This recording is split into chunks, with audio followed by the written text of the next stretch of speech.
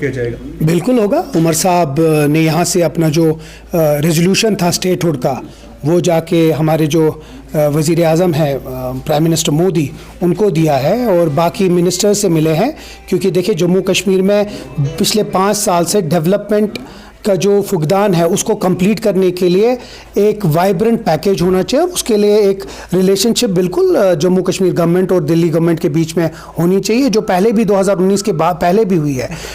وہ بالکل جا رہے ہیں اور جتنا بھی ہو سکتا ہے لوگوں کے لیے وہ جتنا فائدہ مند کسی، چاہے وہ بجلی کا شعبہ ہو، چاہے وہ سڑک ہو، چاہے وہ برجز ہو، چاہے کوئی بھی ڈیولپمنٹ کام ہو، اس کے لیے ایز چیف منسٹر صاحب عمر عبداللہ صاحب ان سب سے ملے ہیں اور انشاءاللہ فائدہ بھی ہوگا جموں کشمیر کو. کل بی جے پی کی طرف سے بیان آیا تھا، انہوں نے کہا تھا کہ جب تک گاندربل جیسے انسٹنٹس کام نہیں ہوں گے اسٹیٹ ریسٹور نہیں ہوگا. آپ اس کو کیسے دیکھتے ہیں؟ اشوک کول کا مینڈیٹ ہی نہیں ہے اس بارے میں بات کرنا، وہ ہے ہی نہیں اس لائق کہ وہ بات کرے. وہ ایم ایچ اے اور ایکسٹرنل افیئرز منسٹری کو ڈیسائیڈ کرنا ہے کہ کیسے کیا کرنا ہے. ایک فلی مینڈیٹڈ گورنمنٹ ہے ادھر، وہ دلی کے ساتھ بات کرے گی اور اسی حساب سے جو ہم سے وعدہ کیا ہے پرائم منسٹر نے اسی وعدے پہ ہم قائم ہیں کہ جو پارلیمنٹ میں ہوا ہے یا جو ہوم منسٹر صاحب نے بولا ہے ہم اسی پہ قائم ہیں. اور سب سے بڑی بات ہے لوگوں کی یہ ڈیمانڈ ہے.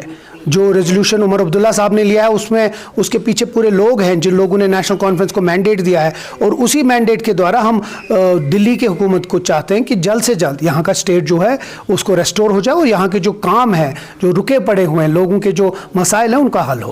امید کی جا رہی ہے کہ 4 نومبر سے جو اسمبلی شروع ہوگی سری نگر میں، کس طرح کی تیاریاں دیکھنے کو مل رہی ہیں؟ اچھا ہے. ابھی یہ تو پہلے جو جس طریقے کے ساتھ وہ آیا ہے، پہلے گورنر ایڈریس ہوگا، اس کے بعد جو ہمارا جو اسپیکر ہے وہ چنا جائے گا اور دیکھتے ہیں گورنر ایڈریس پہ ڈسکشنز ہوں گے. ابھی دیکھتے ہیں کتنی دن یہ چلے گا، بٹ انشاءاللہ شروعات ہوگی لوگوں کے کاموں کی.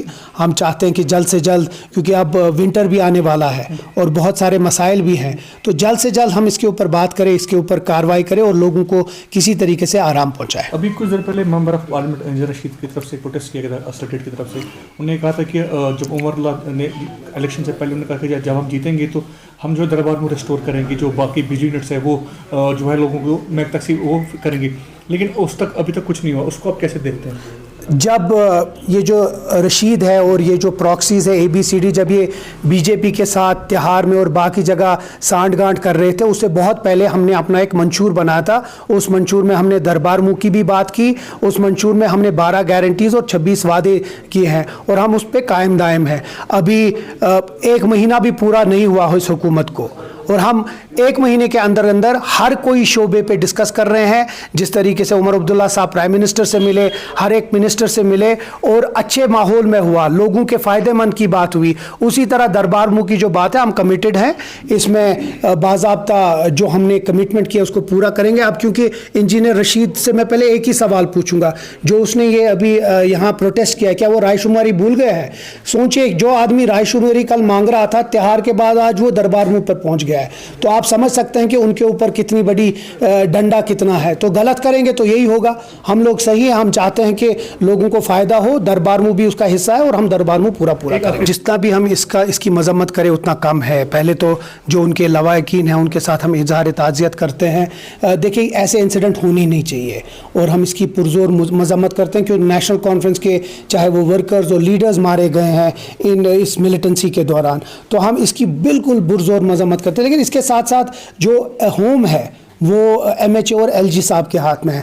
تو ہم آپ کے وسادت سے اپیل کریں گے کہ جلد سے جلد جو اس میں ملوث ہیں ان کو پکڑا جائے اور ایسے انسیڈنٹ نہ ہونے دے. دیکھیں ایسے لوگ بھی اس میں کچھ ہیں، اس میں جو فورسز ہیں جو کسی طریقے سے ڈیریل کر رہے ہیں پروسیس. آپ سوچئے پچھلے دنوں جو اسمبلی الیکشن ہوا کتنا بڑھ چڑھ کے لوگوں نے حصہ لیا. اس کا مطلب ہے لوگوں کا اعتماد ہے نیشنل کانفرنس میں، اور اسی لیے ہم چاہتے ہیں کہ اسٹیٹ ہوڈ جلد سے جلد آ جائے اور ہم اس کے اوپر کسی طریقے سے ایک اچھی کارروائی کریں، لوگ اس کا حصہ بنے تاکہ ایسے انسیڈنٹ نہ ہو. کبھی انوائٹ اس میں نہیں کرنا، ہمیں اپنے لوگوں کے لیے کام کرنا ہے اور لوگوں کے لیے اگر ہمیں کسی کے پاس بھی جانا پڑے گا ہم جائیں گے. یہ ایک ورکنگ ریلیشن شپ ہے JNK گورنمنٹ اور دہلی گورنمنٹ کے بیچ میں. ہم اس میں برائی کون سی ہے؟